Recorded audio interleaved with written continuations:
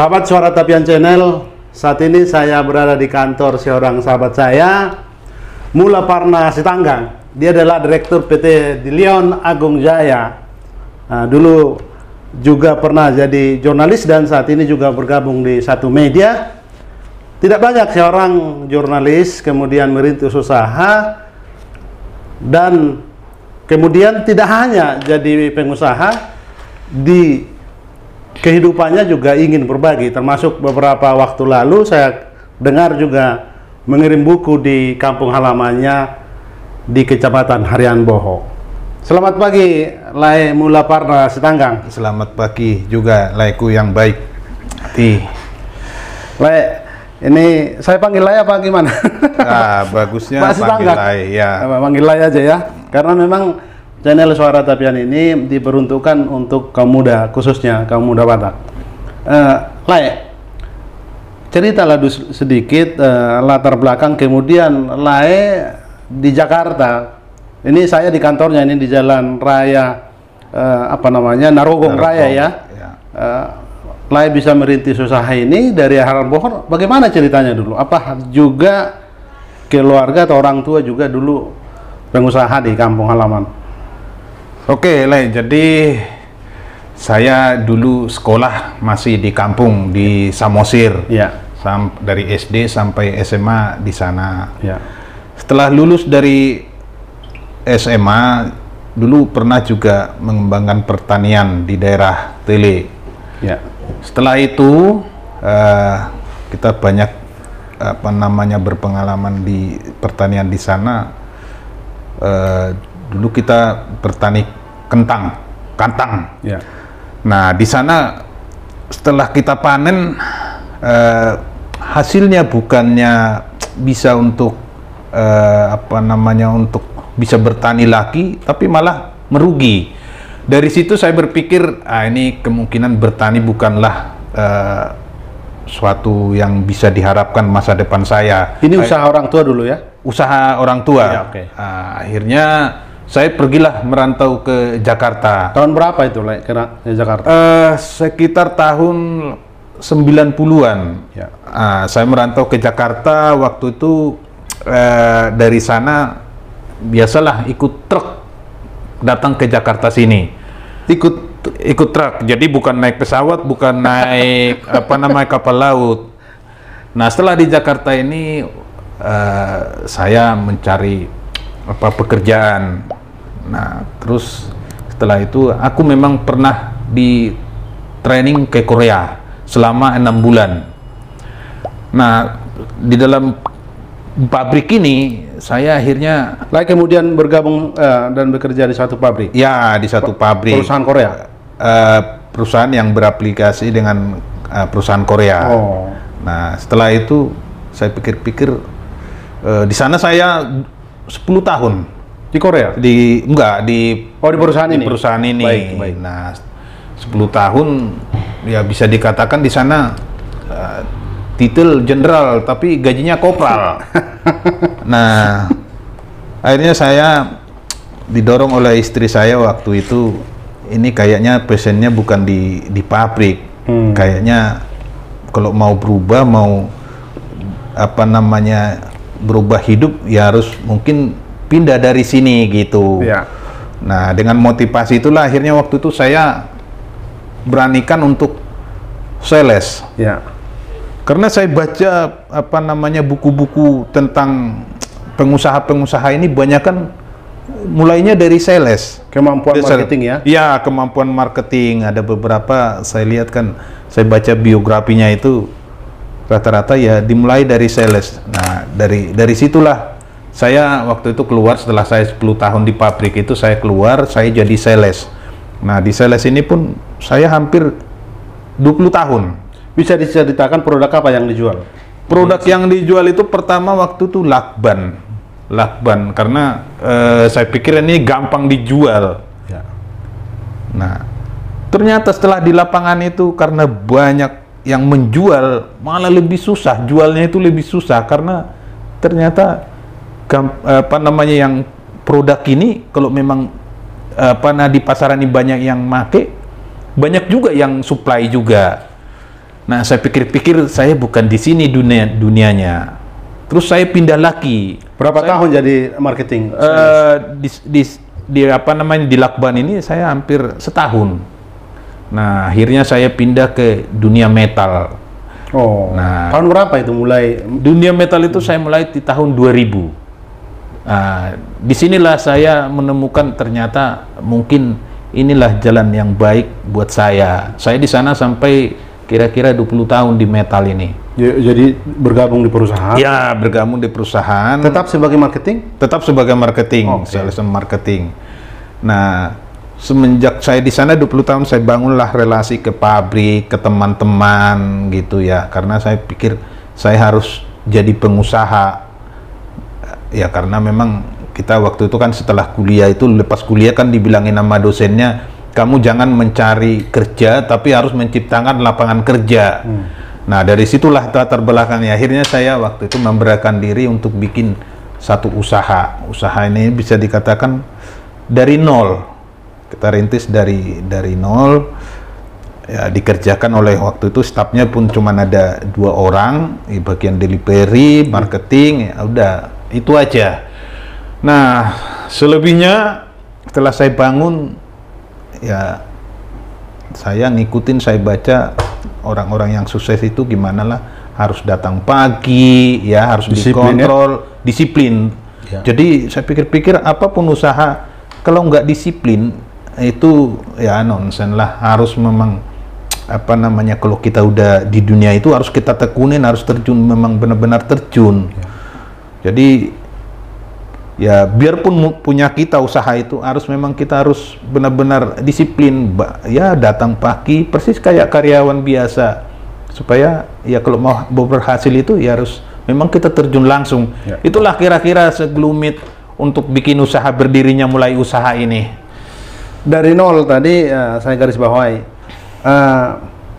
Ini kan sekarang jadi PT di Lyon Agung Jaya. Ya. Benar-benar dari nol. Mungkin ada jejaknya, atau sebelum PT dia dibangun CP bagaimana? Atau hanya agen begitu? Oke, sebelum memang kita mendirikan PT, kita dulu mulai dari UD. Kita dulu ngontrak di satu ruko ya. Kita usaha coba mulai dengan apa namanya, armadanya pun bisa dikatakan masih nyewa sana sini. Nah, setelah itu kita memberanikan diri, karena semua kan usaha ini kedepannya kan harus ada NPWP, karena langganan kita banyak kan customer kita PT. Dari situlah kita memberanikan mendirikan PT. Mendirikan, iya, dari UD di Lyon Agung Jaya, akhirnya kita bikin jadi PT di Lyon Agung Jaya. Dan kita juga benahin semua dari segi stafnya juga ya, tempatnya ya, gimanakah layaknya jadi satu PT ya, kira-kira begitulah. Mula kita tahu jiwa entrepreneur, jiwa pengusaha itu memang daya juangnya harus tinggi, daya survivalnya harus tinggi, karena tantangannya banyak. Ya.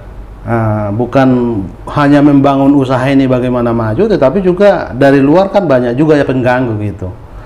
Mungkin ini bincang-bincang kita ini kan bisa banyak yang mendengar.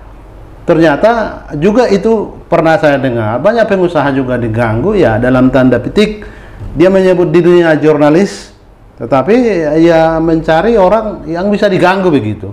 Apa pengalaman lain sebagai pengusaha ya, bagaimanapun kita harus buka gitu, cerita-cerita hal begini gitu. Oke, kalau mengenai media, saya memang ikut sekarang terlibat di satu media.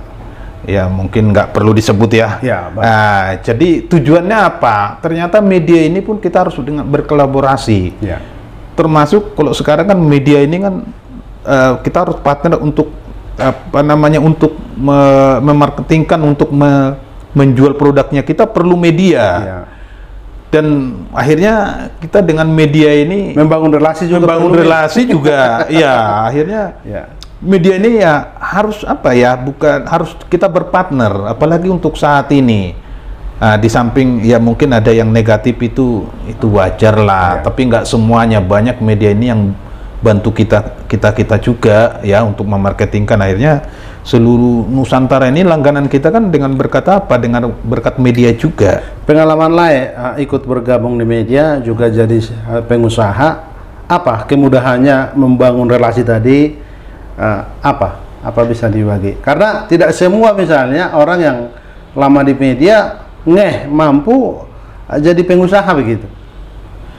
Jadi media ini banyak menjembatani kita untuk mengenalkan seseorang. Ini jurnalis ini, para media ini kan banyak mengenal orang nih, tokoh-tokoh yang pengusaha juga. Kita banyak kenal pejabat, kenal pengusaha, tapi kita tidak tahu bagaimana membangun bisnis begitu ya. Ya, jadi fungsi media ini sangat bagus. Saya itu banyak customer saya dapat dari teman-teman ya yang jurnalis media juga. Oh ini kenal ini, tolong dong kenalkan saya. Akhirnya ini jadi apa namanya, saling membantu, bisa dikatakan kerjasama yang bagus. Jadi jangan takut, pengusaha pun bisa juga punya media, bisa bergabung dengan media-media, karena itu satu keuntungan buat kita juga. Baik, saya tadi terhenyuh ketika sebut saya menemukan panggilan saya atau semacam jalan hidup jadi pengusaha di bidang metal. Sejak juga bergabung di perusahaan metal, marketing, apa kira-kira lihat ke depan bahwa metal baja ini ke depan sangat dibutuhkan manusia begitu? Oke, saya ini kan metalnya ini bisa dikatakan metal yang spesial, ini aluminium. Jadi beberapa customer kita banyakkan industri. Nah, saya beranikan ini masuk sebenarnya dengan modal yang pas-pasan ini ya, karena sekarang trennya sudah berubah. Dulu perusahaan besar melawan perusahaan yang kecil. Kalau sekarang sudah berubah. Kalau sekarang ini perusahaan kecil yang cepat memakan perusahaan yang lambat. Jadi kita usahakan memang customer kita ini gesit ya, dan memang on time. Kadang-kadang kita juga bilang ke sales force-nya kita, teman-teman kita, janjikanlah apa yang bisa kamu perbuat, tapi berbuatlah melebihi apa yang kamu janjikan. Jadi kalau yang besar itu kan kadang-kadang delivery-nya bisa 3 hari, kalau kita harus cepat. Jadi makanya inilah motonya kita di perusahaan ini, harus cepat, apa-apa harus cepat.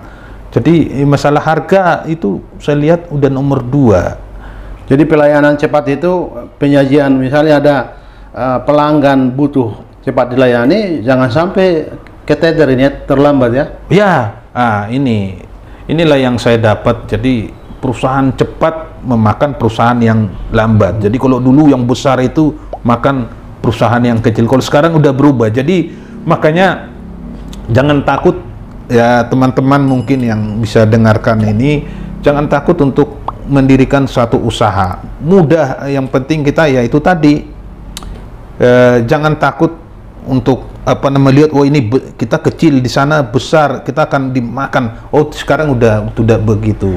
Sebagai pimpinan perusahaan, apa yang duplikasi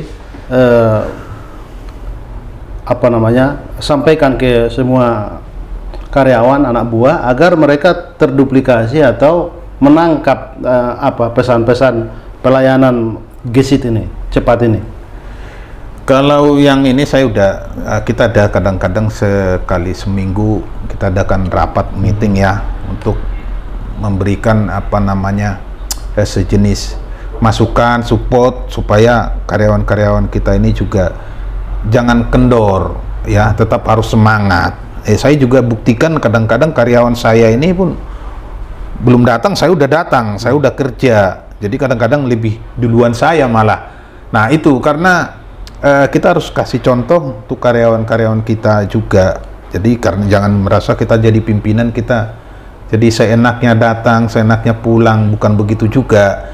Jadi inilah mungkin kiat-kiat ya, untuk berusaha yang saya tanamkan saat ini. Berapa orang sekarang karyawan, Pak? Karyawannya saya sekitar ya 15 orang lah yang masih kecil, tapi masih muda-muda saya lihat tadi. Masih muda-muda. Karena apa? Kalau memang karyawannya banyak, beban kita berat untuk lari, susah. Apalagi sekarang kan serba Cepat itu ya. cepat, Gesit, media, ya. gesit. Nah itu, jadi kalau semakin berat bebannya kita untuk lari kan susah itu. Tapi bagaimana mensinkronkan atau tadi kan saya sebut menduplikasi, karena Lai kan bukan secara umur kan di usia karyawan ini kan jauh lah. Bagaimana agar mereka juga, ini kan rata-rata kaum milenial, bagaimana mereka menangkap, kalau milenial ini kan sekarang cepat mereka tapi bisa cepat juga bosan gitu, agar mereka menangkap usaha ini harus dibawa cepat gitu. Ya kita memang jadi ikut milenial juga karena memang rata-rata kan karyawan ini. Jadi apa yang misalnya kalau sekarang ini media yang kita pakai untuk marketing kan banyak ya. Nah orang-orang ini kan jago. Nah orang-orang milenial ini kan jago untuk marketingnya, itu bukan kalau dulu kita harus datangin, kalau sekarang udah via media semua. Media sosial juga. Media sosial, aktif, ya. Ada di macam-macam orang ini masukin, ada ya mungkin kayak Topet ya, semua media semua dimanfaatkan untuk di marketing. Jadi memang ya kita juga harus ikut, yang tadinya kita nggak tertarik karena orang ini, ya kita harus ikutin, jadi kita ikut milenial juga. Secara umum lah, ini mungkin pertanyaan terakhir tentang Bajai ini.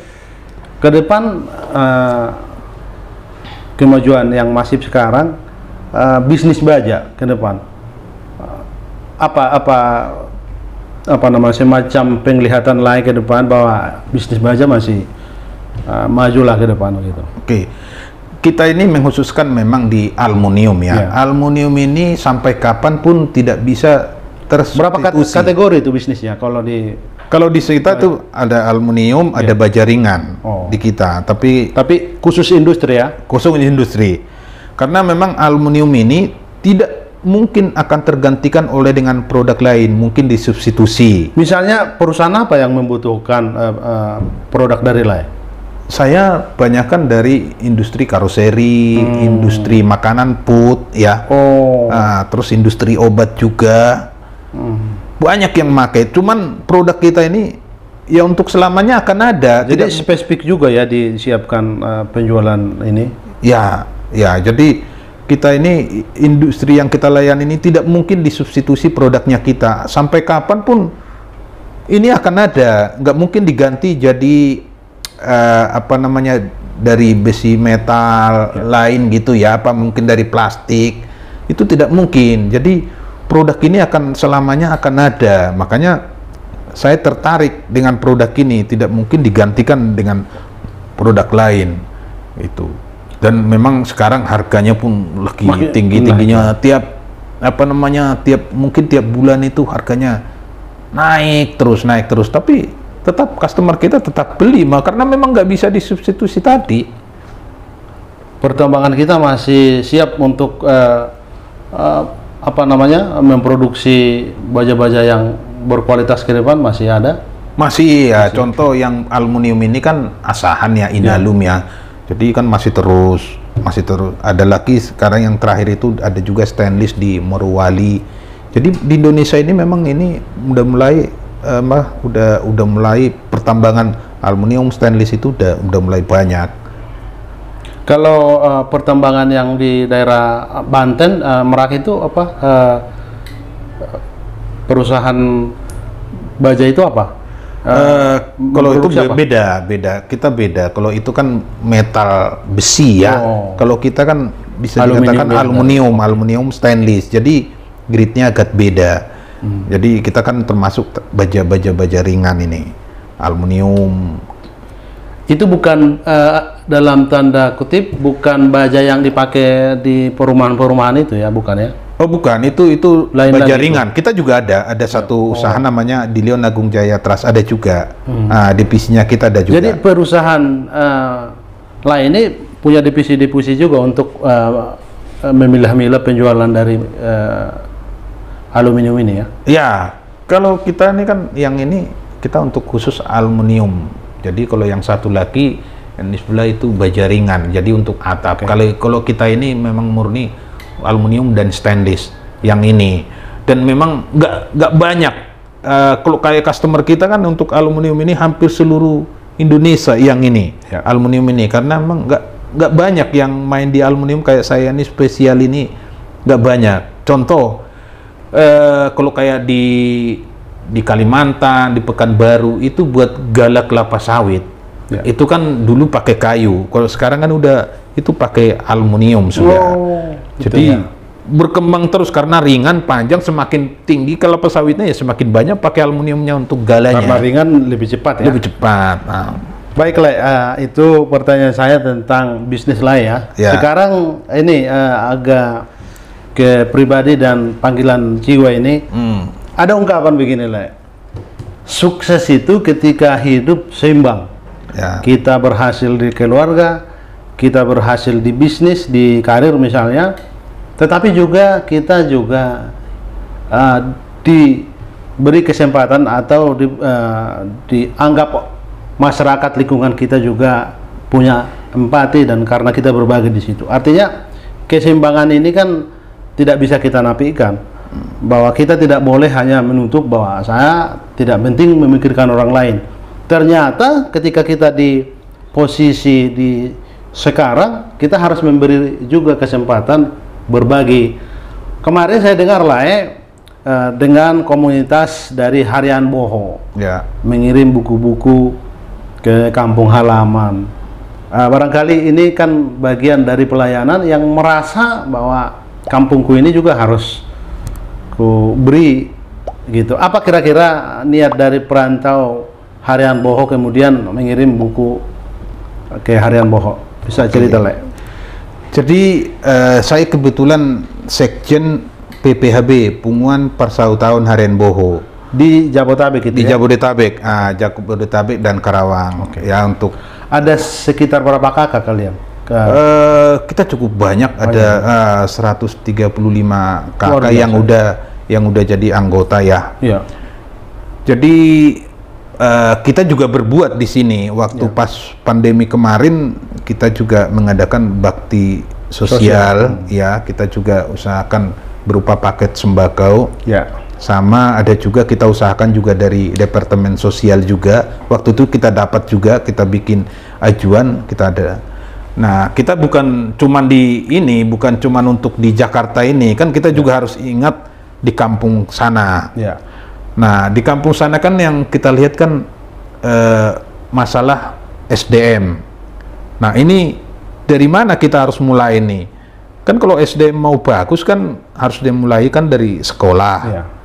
Nah, yang butuh di sekolah di sana apa? Sebenarnya banyak keinginan kita untuk perantau, mungkin mau bikin kayak wifi di satu tempat. Terus, kemarin yang kita lakukan itu adalah mungkin informasi itu bisa dapat dari mana-mana, terutama dari buku. Nah, makanya kemarin itu kita dari perantau sepakat untuk memberikan buku ke kampung sana supaya untuk meningkatkan niat baca anak-anak sekolah di sana. Ya. Dan ini nggak berhenti sampai di sini. Kemarin kita baru ada satu SD sama satu SMP. Nah, kita juga berharap untuk SD-SD yang lain juga. Jadi bukan cuman yang itu tadi, yang dua tadi itu. Ya. Gitu. Kan soal SDM tadi lah. Ya. Sumber daya manusia di kampung kita, sebutlah di kampung kita agak sangat tertinggal kalau kita bandingkan misalnya SDM di kota. Selain akses tadi, maaf ini mungkin agak mutu pendidikan kita kan jauh tertinggal karena tadi akses itu. Ya. Di sini misalnya anak-anak sudah terbiasa dengan internet. Ya. Karena aksesnya mudah. Rata-rata orang tua punya handphone yang terakses handphone, atau mereka punya wifi di rumah, tapi di kampung halaman kita kan belum tentu keluarga punya handphone yang terakses dengan internet. Lalu kemudian buku pun sangat jarang, artinya akses untuk mengembangkan diri itu kan sulit. Kira-kira ke depan, karena kan ini sudah tertinggal sebenarnya. Buku itu juga sebenarnya di sini kan nggak terlalu diminati lagi. Betul. Itu yang memiriskan juga. Anak-anak kota juga sudah jarang membaca. Tapi dengan jembatan mengirim buku ke kampung halaman, mudah-mudahan nanti akses rencana yang dibangun itu internet itu. Kira-kira apa ke depan komunitas ini mewujudkannya di Kecamatan Harian Boho untuk buat internet di sana? Sebenarnya orang bilang tuh memulai itu sulit, tapi memulai ini kan kita lihat mana sih sumber yang bisa pertama kita lakukan, yaitu ya buku. Nah, ke depan memang kita udah canangkan gimana supaya bisa meningkatkan ini jadi kayak wifi di satu tempat. Tapi ini kan tergantung dari kemauan penguatan ini juga, nggak bisa sendiri, harus bersama, kan harus diputuskan bersama dan kerja bersama. Dan itulah yang program yang kita mau tanamkan untuk di kampung. Dan tidak lupa juga untuk di sini kan kita juga anggota-anggota di sini tetap kita juga perhatikan juga, ya termasuk kayak kemarin masa pandemi kita bentuk juga satu koordinator, siapa misalnya yang sakit bisa melapor ke sana, apa bisa kita berbuat, kita kerjakan barang-barang gitu. Mungkin dia butuh obat, ya kita coba sediakan obat. Mungkin dia butuh dokter untuk untuk dia mau bertanya, kita juga sediakan. Jadi semua kita lakukan baik di Jakarta sini, baik pun yang di kampung. Jadi ya mudah-mudahan ke depan ini apa yang kita rencanakan bisa berhasil, tapi dengan syarat ya kita harus kerja tim, nggak bisa kerja sendiri. Nah itulah kira-kira. Saya ingat Harian Boho ini, saya ingat Sitor Situmorang karena kami pernah menerbitkan buku tentang Sitor Situmorang, biografi kecil lah. 3 orang kami menulis, termasuk Martin Alaida dan teman saya Chris Purba dan saya sendiri. 85 tahun Sitor Situmorang waktu dia masih hidup. Ini kan kampung yang agak bukan ini ya, agak dikenal karena ada sastrawannya. Termasuk kemarin saya dengar juga dekat Harian Boho itu ada satu tempat wisata yang menarik sekarang. Ya, Sibiabia. Ya. Bisa cerita tentang kampung halaman Harian Boho ini, Saya belum pernah, cuman saya udah tulis tentang Sitor Situmorang gitu. Harian Boho itu sebenarnya kecamatan yang indah. Kecamatan yang benar-benar beda dari yang lain. Karena apa? Di kecamatan ini struktur biusnya pun masih ada, masih kuat. Terus di sana itu ada Harian Boho ini sendiri punya danaunya, punya gunung, punya sumber air, mata air juga ada juga eksotis lah ya kalau kita kalau kita bayangkan cerita ini sekarang di pinggir danau, ada gunungnya, ada semua lengkap. Ada juga tempat untuk beternaknya. Jadi Harian Boho itu sangat komplit lah dari semua. Bayangkan nenek kita dulu bisa sampai memikirkan ada tempat untuk beternaknya, mata airnya pun ada di sana dibikin. Jadi luar biasa. Jadi sekarang juga ada patung Tuhan Yesus dan di Sibiabia ada juga air terjun air Prata. Hampir semua desa sekarang membikin bundes. Ya ada lagi sekarang itu jalan mau. Berapa desa kecamatan Harian Boho ini? Ada desa Trupuk Sagala, Trupuk Malau, Trupuk Libong, Trupuk Sihotang. Nah, itu untuk di Harian Bohonya sendiri ya, bukan di kecamatannya ya. Ada desa Susurdoluk juga, ada desa Jaji Martahan.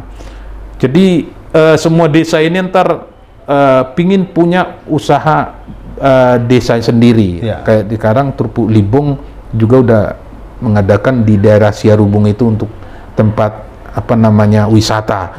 Jadi berlomba-lomba di desa saya ini sekarang berlomba-lomba untuk membangun ya, karena memang ada Sibiabia, setelah Sibiabia mungkin mau kemana lagi. Jadi ini suatu suatu perkembangan yang bagus. Nah ini tinggal gimana kita, makanya saya bilang tadi sumber dayanya itu anak-anak kemarin kan yang kita kirim buku kemarin kan juga ada buku-buku bahasa Inggris ya, jadi kita lihat perkembangan apa yang dia butuh, ya itulah yang bisa kita kerjakan dulu, memberikan buku. Jadi perantau termasuk komunitas di Harian Boho di Jakarta ini, Jabodetabek ini dan Karawang tadi perlu memberi hati ya.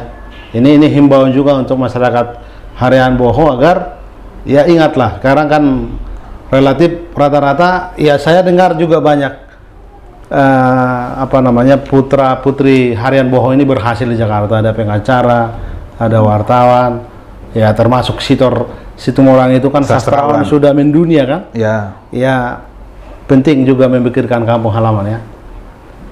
Ya, itu betul, sangat-sangat betul sekali. Dan semua marilah kita sama berbuat untuk kemajuan desa kita, huta kita Harian Boho khususnya. Mungkin ada pesan terakhir sebagai orang yang di titik ini sekarang punya usaha ya, secara ekonomi relatiflah aman, dan bagaimana mengajak teman-teman khususnya kecamatan Harian Boho untuk kita mulai saling bahu-membahu, bahwa kita masih dibutuhkan saudara kita di kampung kita di Harian Boho begitu. Oke. Ya. Jadi banyak memang yang kita usulkan kepada teman-teman, kita rundingkan ya, supaya kita berbuatlah. Kayak tahun kemarin kita rencanakan untuk pulang kampung bersama. Kenapa kita rencanakan pulang bersama? Karena coba kalau kita pulang perantau ini 100 orang aja pulang kampung, bawa uang masing-masing 5 juta aja. Ya. Kalau kita misalnya tinggalkan di sana per orang itu 5 juta, ya, dikali 100, namanya ya berbuatlah.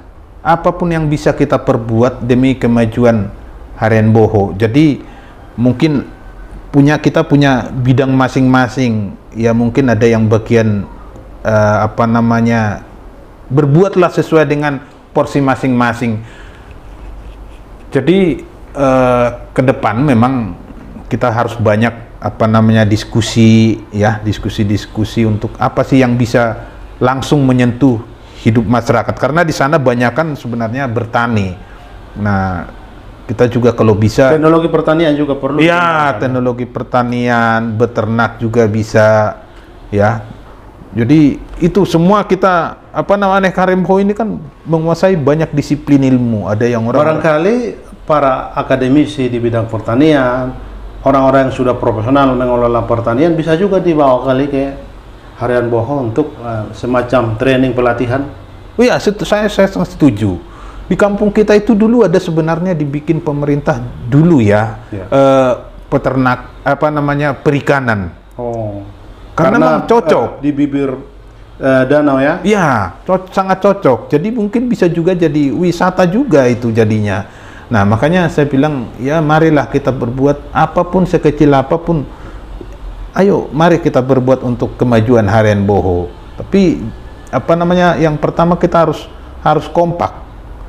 Ya, mungkin peran gereja juga lah. Tolong disebutkan juga, karena di Harian Boho ini pasti mungkin mayoritas Kristen ya. Ya. Tapi ada mungkin Advent, ada Katolik, ada HKBP, ada Muslim. Bagaimana juga? Oh, ada Muslim. Ada. Bagaimana juga dari agamawan, tokoh-tokoh agama juga berperan untuk lebih masif untuk menyuarakan membangun kampung halaman. Oh ya, harus peran gereja, peran perantau harus jadi harus ada, itu harus kita kompak, terutama kalau peran gereja mungkin kan masalah etika ya. Jadi orang misalnya datang ke Harian Boho kalau nggak ramah, nah itu gimana mau orang datang kan gitu. Jadi perlu semua peran ya, gereja, peran kita perantau, masyarakat situ juga. Nah, kita harus belajar lah kayak Bali ya.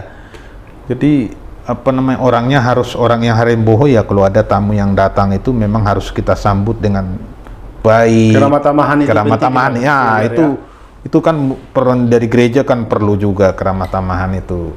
Kita kadang-kala terhalang karena logat Batak itu. Sudah seperti menolak orang bicara ya. Ya kata orang, tapi ya, itu kita penting latih juga. Dilatih juga. Keramah-tamahan itu. Ya. Oke, terima kasih nih Mula Parnas Stanggang sudah memberi kesempatan untuk Suara Tapian Channel berbincang-bincang. Sahabat Suara Tapian Channel, begitu bincang-bincang kami. Terima kasih. Terima kasih. Oke. Salam sehat. Oke, salam sehat.